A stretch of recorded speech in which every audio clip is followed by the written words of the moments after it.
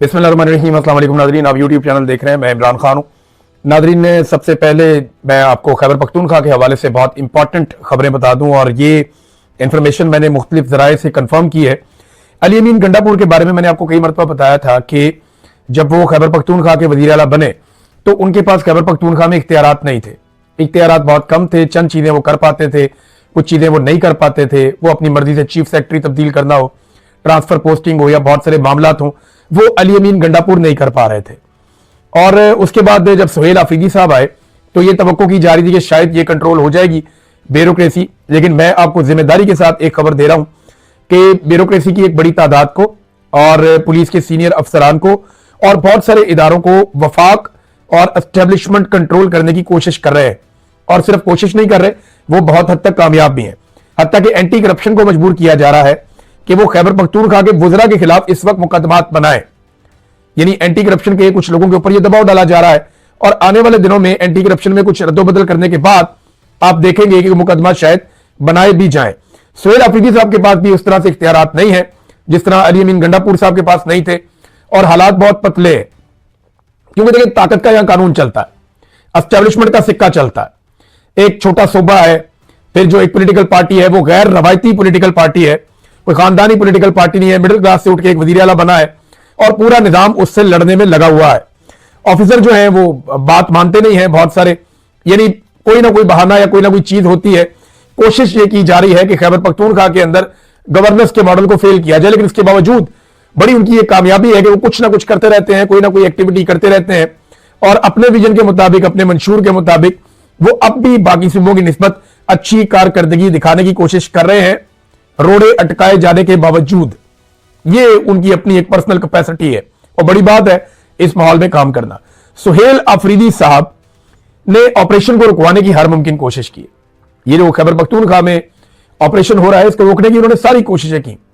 सुहेल आफरीदी ने, इन्होंने असेंबली के अंदर बात की, सड़कों के ऊपर बात की, अदालतों में खड़े होकर बात की, अडयाला के बाहर खड़े होकर बात की, इसके ऊपर इन्होंने बाकायदा जरगा बुलाया, उसके अंदर बात की, जलसों में खड़े होकर इस पर बात की। लेकिन यह सिस्टम टस से मस नहीं हुआ, बल्कि सिस्टम ने फैसला कर लिया कि उन्होंने ऑपरेशन करके रहना है, और अब वादी तीरा को खाली करवाया जा रहा है।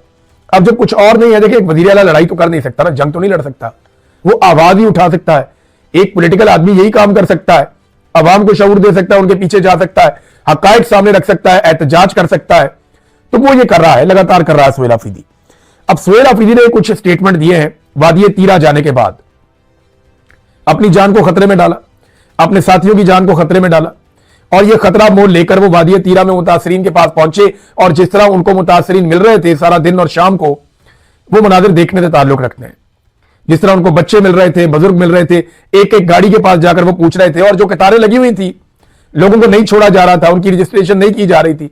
सुहेल आफरीदी ने वहां जाकर एक्शन लिया, और कम से कम लोगों की वो जो लंबी लंबी कतारें हैं उनके अंदर उनको रिलीफ दिलवाया। अब सुहेल आफरीदी साहब ने कहा कि ऑपरेशन का ऐलान करके अवाम को दुख और तकलीफ में झोंक कर बेसहारा छोड़ दिया गया।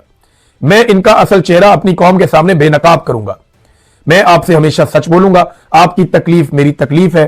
मुतासरा अवाम का तहफ़्फ़ुज़ और इज्जत अब मेरी बराह रास्त जिम्मेदारी है। फिर इसके बाद सुहेल आफरीदी ने कहा कि यह फौजी ऑपरेशन बंद कमरों में किए गए फैसलों का नतीजा है, जिसे हम पर बंदूक और बदमाशी के जरिए मुसल्लत किया गया है। नाकाम पॉलिसी पर सवाल उठाने वालों को कभी दहशतगर्दों का हामी और कभी स्मगलरों के साथ जोड़ दिया जाता है, जो सरासर नाइंसाफी है।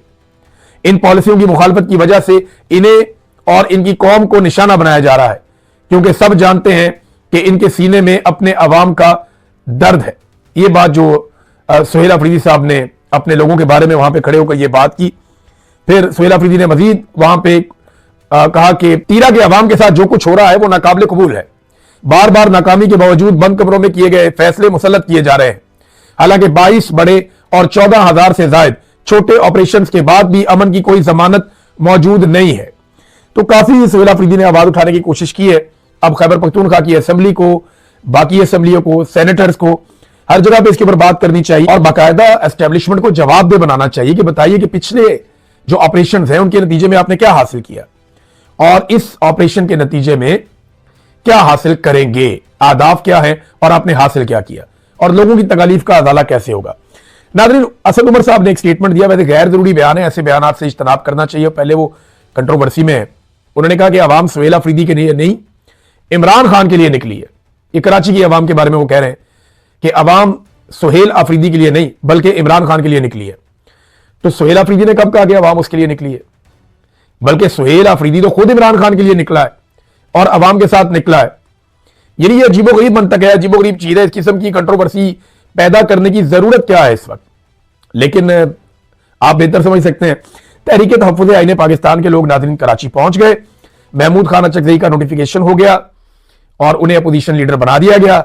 बहुत सारे लोग कह रहे हैं कि वज़ीर आज़म का शुक्रिया अदा करें, कोई कह रहा है जी नवाज शरीफ का शुक्रिया अदा करें, कोई कह रहा है जी फील्ड मार्शल का शुक्रिया अदा करें। और लेकिन शुक्रिया तो इमरान खान साहब का अदा करना चाहिए जिन्होंने उन्हें नामजद किया और एक सीनियर सियासतदान को, बलूचिस्तान के पसमानदा इलाके से एक शख्स को उन्होंने कहा जी बनाओ इसको अपोजिशन लीडर, और फिर वो अपोजिशन लीडर बना। महमूद खान अचकज़ई साहब ने एक फॉर्मूला दिया, लेकिन अपोजिशन लीडर तो बनाना उनका इस्तेहकाक है अपोजिशन का, वो जिसको मर्जी बनाए, इसमें तो हुकूमत का लेना देना ही कोई नहीं है। शर्त सिर्फ एक है कि वो एमएनए होना चाहिए, और अगर सूबाई असेंबली में है तो एमपीए होना चाहिए, और अगर सेनेट में है तो सेनेटर होना चाहिए। तो महमूद अचकज़ई साहब उस शर्त पे पूरा उतरते हैं। तो फिर क्या वजह है कि महमूद अचकज़ई साहब को अपोजिशन लीडर बनाने पे भी क्रेडिट लेने की कोशिश की जा रही है? भाई ये जो 4-5 महीने उनको नहीं बनाया, इसका क्रेडिट किसको देना है? कि पिछले 5 महीने जब 27वीं आईनी तरमीम करके आइन का गला घोंट दिया गया, उस वक्त अपोजिशन लीडर ही था पाकिस्तान में, वो जिम्मेदारी किसके सर पे जाएगी? आज क्रेडिट लेने के लिए सारे आ गए, भाई पिछले 5 महीने एक पाकिस्तान के अंदर अपोजिशन लीडर ही नहीं था, वो क्रेडिट भी तो लेना आप कि आप लोगों की वजह से नहीं था। महमूद खान अचकज़ई साहब ने जो स्टेटमेंट दिया उसमें उन्होंने एक लाइन ऑफ एक्शन दिया, पाकिस्तान आगे बढ़ सकता है अगर मुज़ाकरात करने हैं तो। उन्होंने फॉर्मूला दे दिया, उन्होंने कहा जी आइन की बालादस्ती होगी, नंबर 2 कौमी हुकूमत बनाएं और 4 महीनों में नया इलेक्शन करवाएं और मौजूदा मुस्ताफी हो जाए जो इस वक्त हुकूमत मौजूद है, फिर जो जीत जाए वो जिंदाबाद। फिर उन्होंने कहा ताकत का सरचश्मा मुंतखब पार्लियामेंट होगी, फिर एक अच्छा इलेक्शन कमीशन नया इलेक्शन करवाए, पॉलिसियां मुंतखब पार्लियामेंट से निकाली जाए, कुदरती वसाइल पर मकामी लोगों का हक होगा, लोगों की जबान और कल्चर का एहतराम किया जाए। उन्होंने कहा जी इन नकात के ऊपर आप मुत्तफिक हो जाए, इमरान खान से दस्तखत मैं करवा लाऊंगा। सादी सी बात है। अब यहां पे हो यह रहा है कि हुकूमत की कोशिश है कि अपोजिशन को साथ लेकर बैठ जाए, जरा वो तस्वीरें बन जाए, वीडियोज आ जाए। अभी देखें ना नोटिफिकेशन आया तो पीटीआई वाले लाइन में खड़े होकर नोटिफिकेशन ले रहे हैं अयाज सादिक साहब से। एक आधा बंदा जाके भी ले सकता था, नोटिफिकेशन जारी हो गया, वो जाकर लेकर लाइन में खड़े होकर वो इतनी बड़ी अचीवमेंट बनाने की क्या जरूरत है? आप पाकिस्तान की जीती हुई पॉलिटिकल पार्टी है, आपका तो वजीर आजम होना चाहिए था, और आप अपोजिशन लीडर का ओहदा लेने में आपको 5 महीने लगे और सारे लाइन में लग के हंसते हुए जो है वो आप ये ओहदा ले रहे हैं, तो ना मुनासिब है, इसके बगैर गुजारा हो सकता था। बहरहाल इसी तरह की तस्वीरें इस वक्त हुकूमत को चाहिए ताकि इन तस्वीरों के जरिए से वो अपनी बालादस्ती और अपनी हुकूमत की लिजिटिमेसी वो ये साबित कर सके और अपनी हुकूमत का जवाब फराहम कर सके। नाज़रीन, बलूचिस्तान में जो खरान में वाक़या हुआ उसकी तफसीलात कुछ और भी आई। अब हुकूमती ज़राए से जो खबर आई वो ये है कि खरान में सिक्योरिटी फोर्सेज ने कार्रवाई की है और 12 शिद्दत पसंद हलाक हो गए। ये अब ISPR ने इसके ऊपर एक स्टेटमेंट दिया है और उन्होंने कहा जी 15 से 20 शिद्दत पसंदों ने खरान में पुलिस स्टेशन पर हमला किया था। नेशनल बैंक और हबीब बैंक की इमारतों पर भी हमला किया गया, जिस दौरान उन्होंने बैंकों से लाखों रुपए की डकैती भी की। 34 लाख रुपए लिखा उन्होंने। ISPR के मुताबिक सिक्योरिटी फोर्सेज ने जवाबी कार्रवाई की है, 12 शिद्दत पसंदों को हलाक कर दिया है और पुलिस स्टेशन में लोगों को यरगमाल बनाने की कोशिश को भी नाकाम बना दिया है। अच्छा, ये खबर अब आई है ISPR की जानिब से, जबकि दूसरी तरफ जो है वो पहले जो खबर आई थी जहां पे पुलिस के जराए थे और मकामी जराए थे वो ये बता रहे थे कि कैदियों को भी छुड़वा के ले गए हैं, बैंक शक भी लूट कर चले गए हैं, असला भी लेकर पुलिस से चले गए हैं और पुलिस का जो सामान है उसको नुकसान भी पहुंचाया। अब ये दूसरी खबर आई है, अब ये ऑपरेशन उसके बाद में हुआ या उसी ऑपरेशन का हिस्सा है, इस बारे में हम कुछ कह नहीं सकते, लेकिन ये वाकया बड़ा अफसोसनाक खरान बलूचिस्तान का जो इलाका है वहां पे हुआ है। अब बलूचिस्तान के जो वजीर आला है ना वो आए मंजर आम पे और एक अजीबोगरीब उन्होंने मंतक दे दी।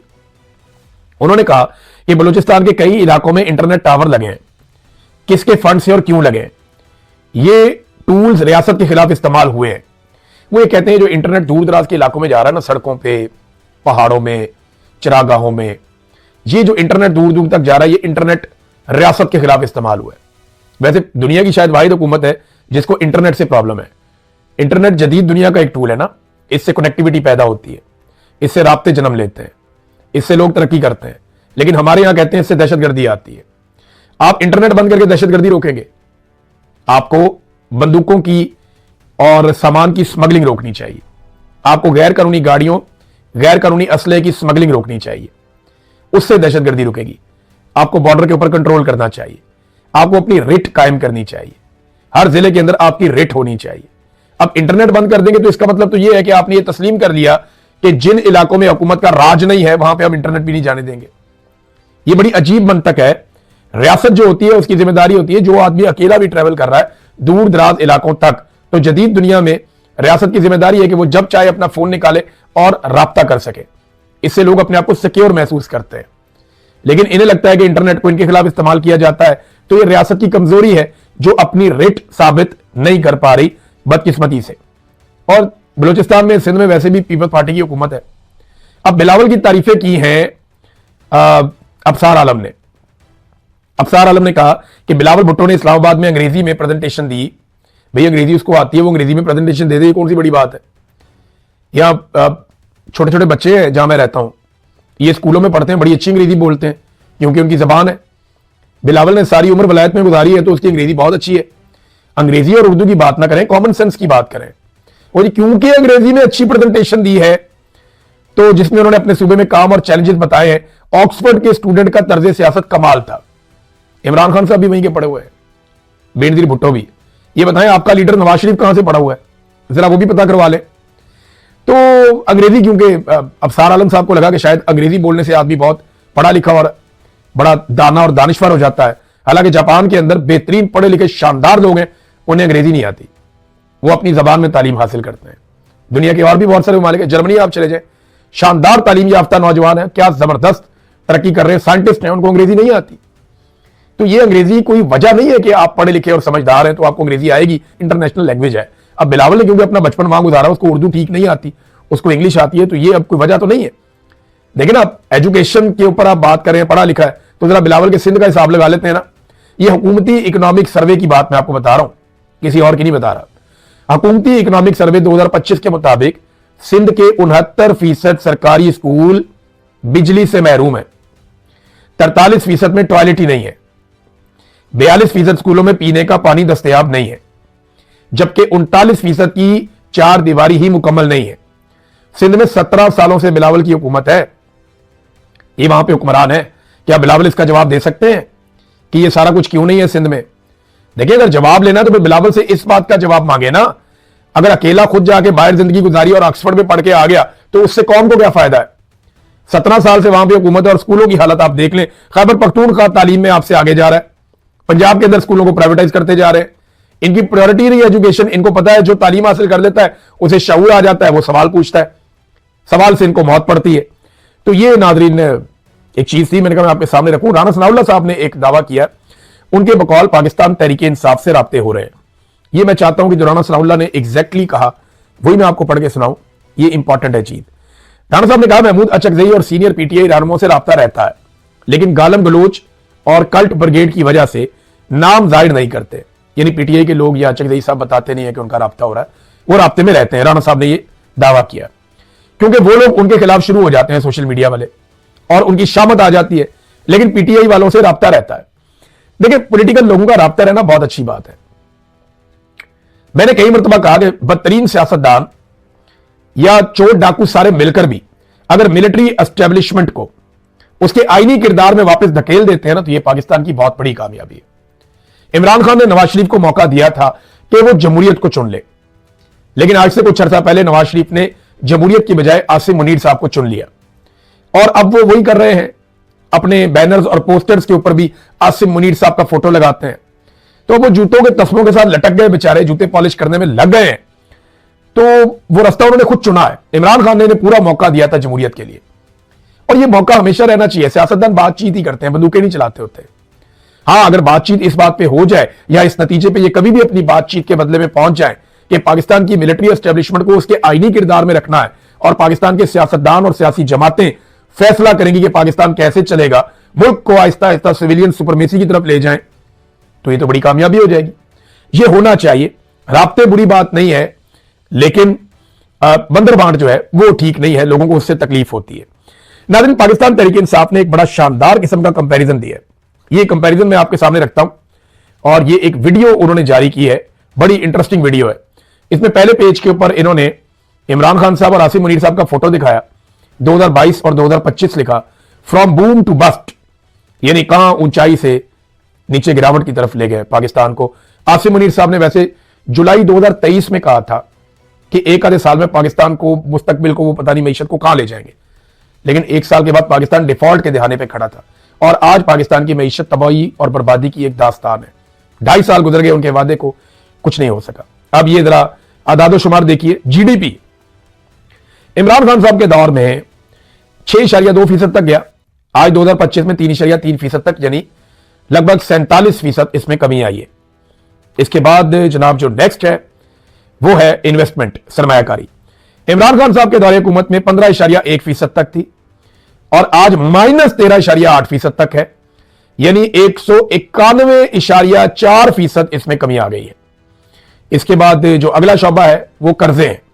इमरान खान साहब के दौरे हुकूमत में पाकिस्तान बनने से लेकर अब तक जो कर्जे थे वो 49.2 ट्रिलियन थे और आज ये 76 ट्रिलियन तक पहुंच गए हैं, यानी पाकिस्तान बनने के बाद से लेकर अब तक जिस तरह पाकिस्तान ने कर्जे लिए थे उससे कई गुना ज्यादा रफ्तार से इस हुकूमत ने कर्जे लिए हैं और 55% ज्यादा कर्जे ले लिए हैं।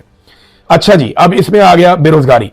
बेरोजगारी इमरान खान साहब के दौरे हुकूमत में अब 5.26% थी और आज बेरोजगारी 7.1% है, जो कि 35% बेरोजगारी में इजाफा है। फिर जनाब गुर्बत का रेट, यानी 17.1% लोग गुर्बत की लकीर से नीचे थे इमरान खान साहब के दौरे हुकूमत में, आज 45% लोग गुर्बत की लकीर से नीचे हैं। 163.2% इजाफा हुआ गुर्बत में, यानी दुगने से भी ज्यादा गुर्बत पाकिस्तान में हुई है। इसके बाद जनाब जो अगला उन्होंने डाटा जारी किया, ये तस्वीर आप साथ साथ देखते रहे, ये बता रहे हैं जी बिजनेस और इन्वेस्टमेंट में बहुत सारी जो कॉन्फिडेंस ही खत्म हो गया, बहुत सारी कंपनियां पाकिस्तान छोड़ के चली गई हैं। सारी कंपनियों की उन्होंने लिस्ट दी हुई है, ये दर्जनों कंपनियां मल्टीनेशनल जो पाकिस्तान छोड़ के वापस अपने अपने मुल्कों में चली गई हैं। ये पहले पाकिस्तान में काम करती थी, अब पाकिस्तान के अंदर क्योंकि मार्जिन नहीं रहा इनके लिए तो ये चले गए।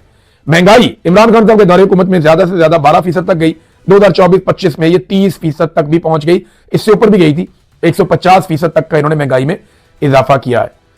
सनती तरक्की इंडस्ट्री जो है 7.20% की शरह से तरक्की कर रही थी, आज 4.7% की शरह है, यानी -34% इन्होंने कर दिया। ये हालात पाकिस्तान में आज 2025 के बाद।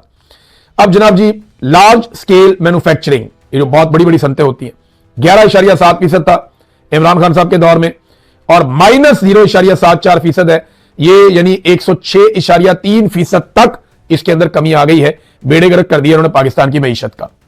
इसके बाद टेक्सटाइल एक्सपोर्ट, जो पाकिस्तान टेक्सटाइल बाहर भेजता है, 19.3% था, आज 17.3% है, 10% से ज्यादा इसमें कमी आ चुकी है। सर्विसेज सेक्टर, ये जो अब खिदमात जो आपकी बाहर जाती है, उसमें पाकिस्तान 6.2% था, आज 2.9% है, इसमें भी -53% पाकिस्तान नीचे गया है। ज़राई शोबे में पाकिस्तान के साथ क्या हुआ ये भी आप देख लें, 6.58% तक पाकिस्तान का ज़राई शोबा तरक्की कर रहा था और पीडीएम के सरकार में ये पहुंच गया -13.4% तक, यानी 303.6% गिरावट आई है। 3 गुना से ज्यादा ज़रात में पाकिस्तान को नुकसान हुआ इमरान खान साहब का दौरे हुकूमत खत्म होने के बाद। ये बहुत सारा और डाटा भी है, यानी इसमें उन्होंने बताया कि गंदम की पैदावार पाकिस्तान में कम हुई, मकई की पैदावार पाकिस्तान में कम हुई, गन्ने की पैदावार पाकिस्तान में कम हुई, पाकिस्तान के अंदर जो है वो दालों की पैदावार वो भी कम हुई। पाकिस्तान में जो एक्सचेंज रेट है, यानी डॉलर की जो कीमत है, वो 180 से 283 पे चली गई। पाकिस्तान के अंदर जो पेट्रोल की प्राइस है वो भी 75% उसमें इजाफा हो गया, डीजल की प्राइस में 83% उसके अंदर इजाफा हो गया।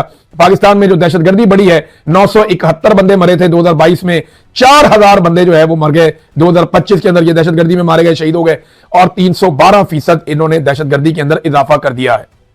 और जो प्रेस फ्रीडम इंडेक्स, यानी ये सारी चीजें बताने के लिए जो मीडिया की आजादी थी, वो पाकिस्तान पहले 145वें नंबर पे था, आज 158वें नंबर पे है 145 से, तो इसमें भी 13 दर्जे पाकिस्तान में गिरावट आई है। और इन्वायरमेंट प्रोटेक्शन में पाकिस्तान नीचे गया है, पाकिस्तान पहले बेहतर था, अब पाकिस्तान का इसमें बेड़ा गर्क कर दिया इन्होंने। इसके साथ जो जो पाकिस्तान की बेहतर चीजें थी उनका सत्यानाश किया, बहुत सारी चीजें तो इसमें शामिल ही नहीं की।